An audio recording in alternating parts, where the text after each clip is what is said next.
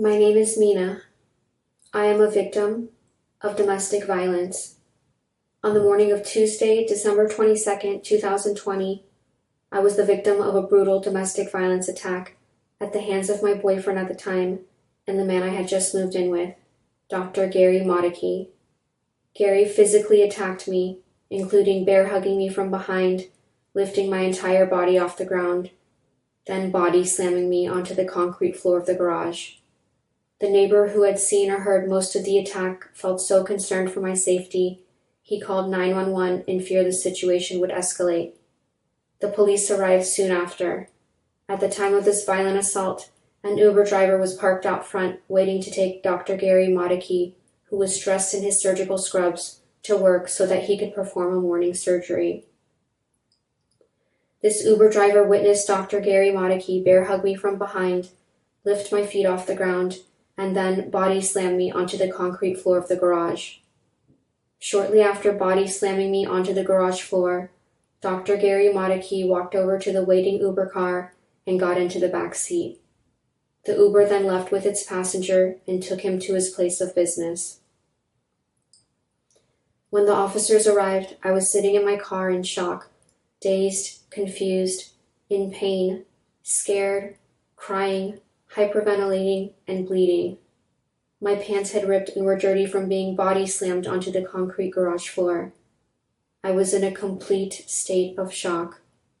It was extremely difficult to answer all of the officers' questions, let alone breathe.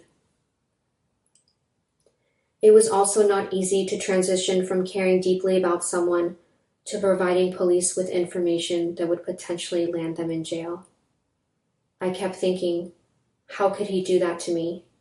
He knows I may be pregnant with his child, yet he had zero concerns about violently attacking me, injuring me, and more importantly, potentially hurting our child. I needed time to process what had just happened to me. I honestly felt the responding officers were offended and frustrated because they misunderstood my inability to answer questions as choosing not to cooperate with them. I felt it frustrated them to the point that it affected their investigation. I did give them a fair amount of information at the scene, and they definitely had enough to work with. Within about an hour of the officers leaving, after I had some time to process what happened, I called law enforcement with the hopes of speaking with the responding officers to answer any questions I was unable to answer at the scene. All I was asked during these phone calls was my last name and for me to email photos of my injuries, which I provided. I thought they had all the information they needed at that time. I was later told via email to wait for a detective to contact me. I was not contacted until more than 2 weeks after the attack. When I did finally speak to the officer on the case, I told her everything and emailed her photos of my injuries. Her immediate response to the photos was, "Wow, that's pretty bad." Unbelievably, to this day, nothing has happened to Dr. Gary Motykie. As far as I know, he was never even questioned.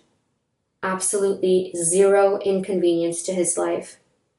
It has been more than 9 months, wondering why I even came forward and cooperated, all while hearing victim blaming and insensitive comments, and feeling gaslighted by people that were supposed to help me.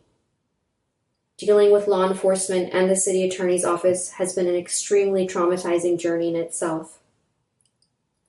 In some of my final conversations with the city attorney's office and law enforcement, I was told that the case is in sleep mode and that unless new information is submitted, the case will not go any further, and there is nothing further that can be done with the case at this time.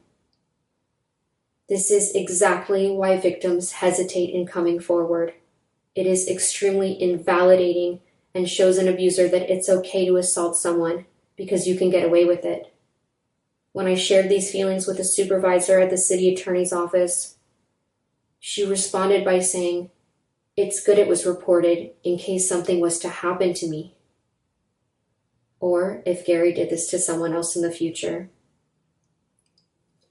My immediate thoughts were, something has already happened to me. You can do something about it now. The best way to protect the next victim and the one after that is to do something about it now. My name is Mina. I am a victim of domestic violence.